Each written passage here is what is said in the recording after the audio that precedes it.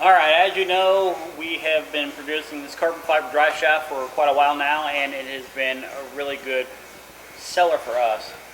So, as with all things you should consider, there's always room for improvement. So we went back to the drawing board essentially on this, and we decided that we want to try and slim this thing down if we could. The problem with carbon fiber tubes like this is there's not a vast selection in which you can run with. However, our manufacturer was able to come up with a few ideas to help us get the diameter of this thing down a little bit, because the current drive shaft is right at 3 inches across, and it's rated for 450 horsepower. For what it's worth, we don't need 450 horsepower worth of integrity on this drive shaft. So as long as we were somewhere near 300, I felt okay that it would be just fine. And it turns out there was a solution.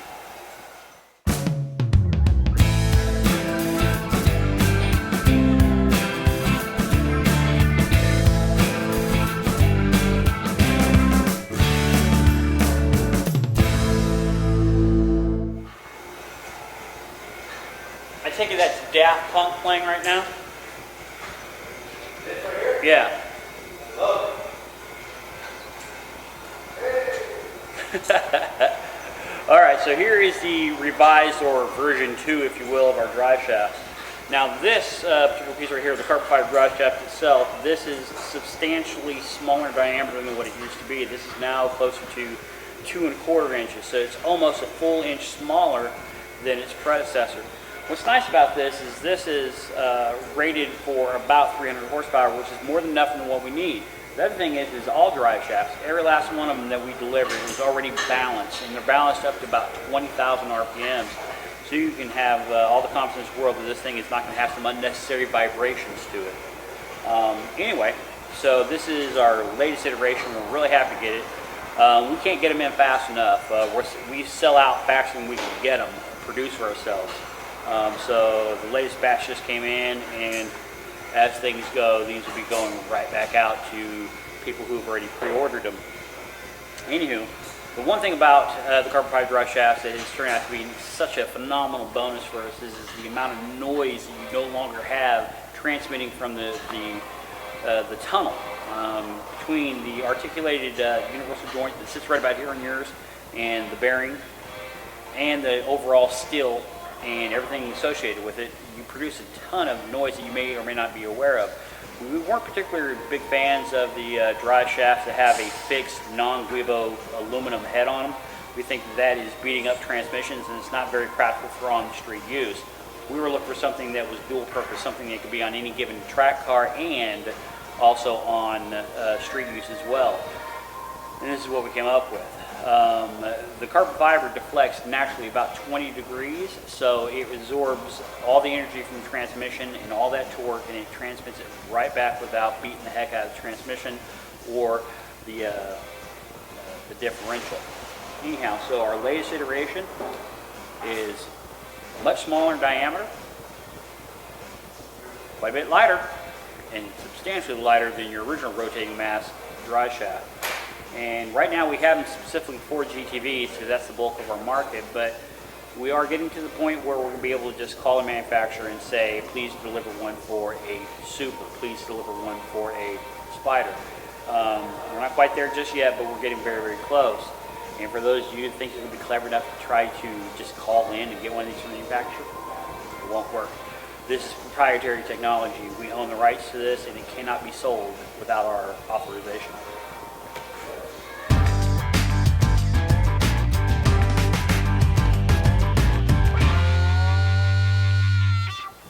So a little bit of an update on the TI Super, or I should say the QUASI TI Super. One thing about the notes of that car is we've never intended that car to be a true blue TI Super. We're not trying to fake the funk, if you will. We were just merely paying homage to it by doing what feels and looks pretty correct, but not necessarily what would be appropriate in that car. Now, one of the things we considered doing was we were going to run the TI Super seats. The problem with that is long-term wise, TI Super seats just aren't that comfortable, and this is a car that we're going to be using frequently and often, and it's going to be on great length drives. So we're looking for something that would possibly be of the era feel, but not necessarily of the era comfort.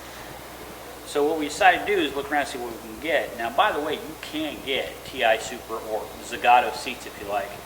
There's manufacturers out there that actually reproduce them. But in the meantime, this is what we ended up going with. Not only was this far more cost effective, but we're going to be able to modify this and make it our own, if you will. This comes from a company out of Idaho, and what the nice thing about this kit is not only is it reasonably priced, but it comes with the frame, the sliders, and what you see here. Now this right here is not a part of it. This is just Jacob working a template for patterns. Now we already have the material on hand that we're going to be using on these, and we're going to be bolstering these. Now this is not going to be the end result. Believe me, when you see this in its finished form, you're really going to appreciate it. We're going to take some of the edge off this, and it's going to be rounded so it's easy to get in and out of. But essentially we're going with something like this to create that period fill, almost like a bomber seat, if you will. And at the same time, we're going to have comfort. And when he gets to making the foam for this and the pleats and everything, you're going to love it. But anyway, this is what we're going with. Now the other thing we're doing is we've taken a Milano rear seat, and we're going to modify that Milano rear seat and kind of make it look of the era. Yeah, we could just simply put in a Super or a TI rear seat, but the thing of it is we're trying to do something a little creative, so stay tuned on what that's going to look like. This car told you about the poly bushings and how they're not necessarily a good idea. This right here is a poly bushing. This is a proper factory replacement rubber. Now these poly bushings are bad news in many different scenarios. Not every scenario though. I've gotten a lot of provoking emails in regards to poly. And I want to be abundantly clear about something. On a street car, when you're trying to contain vibration isolation, you don't want to feel that in the steering wheel. That's not an ideal thing to put in. Rubber is, however. And what you can't see from your perspective is the bushings inside there is actually hollowed out, the poly. So what you're going to see is this stuff is going to crumble away the minute I start trying to drive on it to get it out.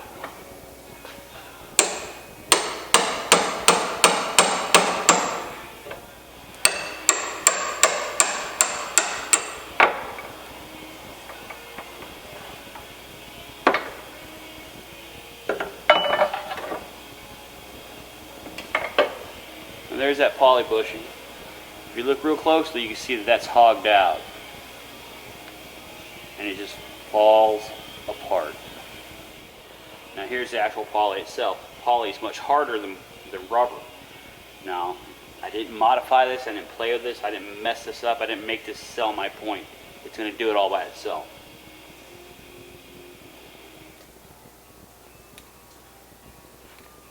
That's how it just crumbles apart. And it's hard. It means every little vibration this car has experienced, you're feeling it in the steering wheel. Who wants to do that? So again, unless you're actually setting yourself up for an awesome track car, stay away from this stuff. You can't go wrong using rubber. I don't care what people tell you, you can't go wrong using rubber on a street car. Now, if you live in a place in the world where every road is absolute glass and perfect, go crazy. But if you don't, if you live in the real world, you really don't want to feel all that stuff. So poly should be staying away from your street car if at all possible.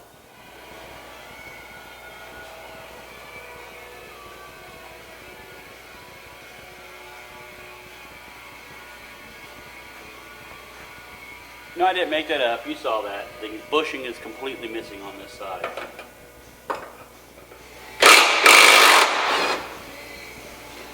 Now, if a boy racer mindset's what you have, and you want to fill every bit of the road, put poly on.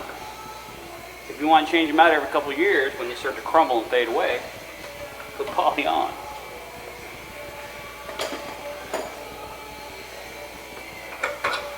Now again, if you got a race car, or just a general track car, there's validation in that. That is all that's left of the poly bushing on this side. So we change these out with factory proper ones. There's a beveled edge. Let's put a little bit of assembly lube, not much, just something to help sneak it past the press. And you just put it on the leading edge. Alright. I'm going to set that in there. I'm going to show you how to put it in. I just take two pieces of a gear puller set. Nothing high tech. And they bolt them in there like a sandwich.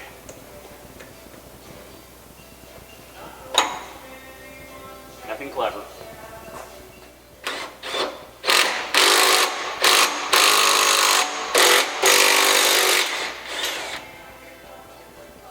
And that's it.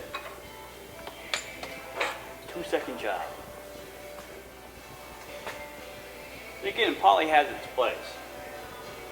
So I'm not completely poo-pooing poly. I am, however, a strong advocate for it staying on the racetrack and not on the street.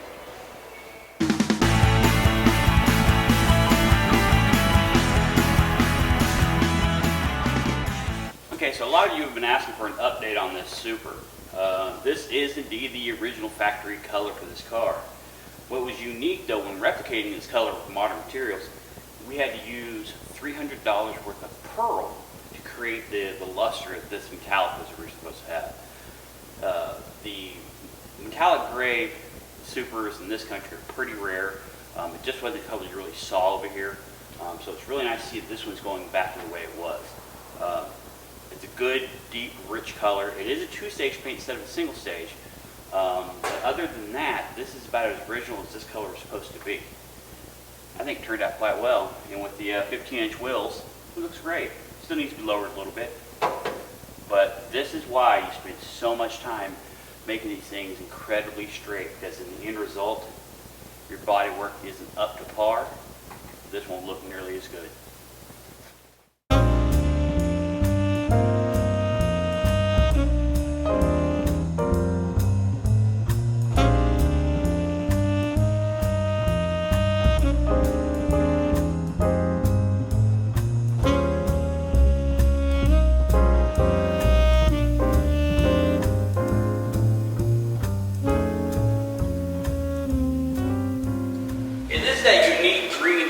On a lot of the 69 Spiders that at some point in time or another, most of them get painted something else because the colors tend to go out of favor, if you will.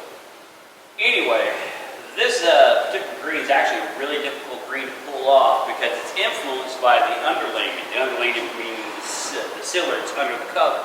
If you don't use the right color sealer, the top coat doesn't come off like it's supposed to. In this particular case, the sealer that's under this is actually blue.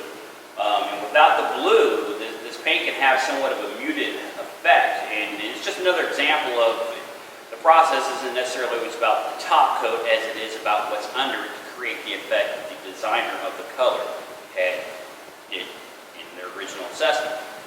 Anyway, so if and when somebody wants to have their car painted in this original kind of green, it is essential that they make sure that their paint guy knows that the silver that's under it is supposed to be blue. It's one of those things that's not very well documented, so you wouldn't know unless you knew.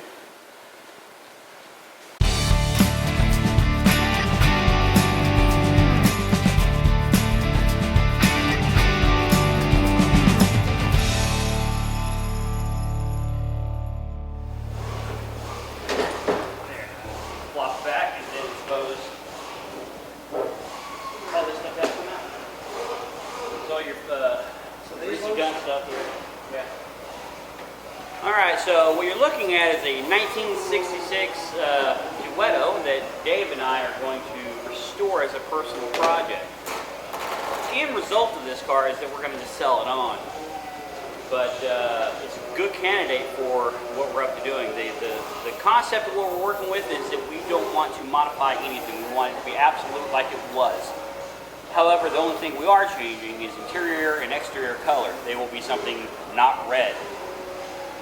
Anyway, so it's a little bit rusty, but it's not horrible. It's very complete, which is important. So what we're going to do is we're going to share with you through the series on this particular build all the stuff it's taken to do this. You'll get a sense of what it is expense-wise as well if you were to do this on your own budget with your own skills. Where are we at? Just remember, restorations never cost any money. They're cheap. They're real cheap.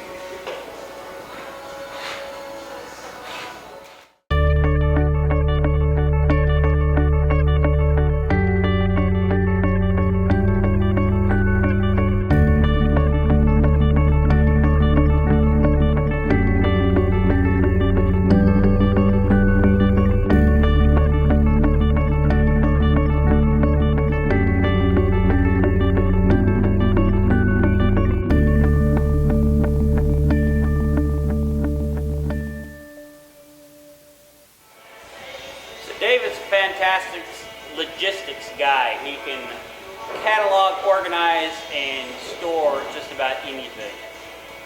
And that's what today's been mostly about. It's about dismantling and prepping this car for its next phase. So Dave has scrubbed all the junk out of the floor. You're going to have to excuse the noise. We do have to work around here. Anyway, so Dave has started scrubbing the floors, getting them ready for treatment and repair. We've gotten a lot of the wiring out of the way, and we are soaking the motor. After all, this thing has been in hibernation for a very long time.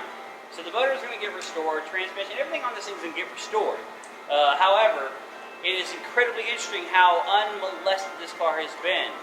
All the wiring is absolutely original and none of it's been modified. It's still in the original cradle everywhere inside the car. So that's really interesting and a very positive thing to have, because the less molestation that's happening to this car, the easier the rebuild will be. And it's nice because that's just one less thing that we have to buy to make this car what we want it to be. You got anything, Dave? No, it's been a fun day.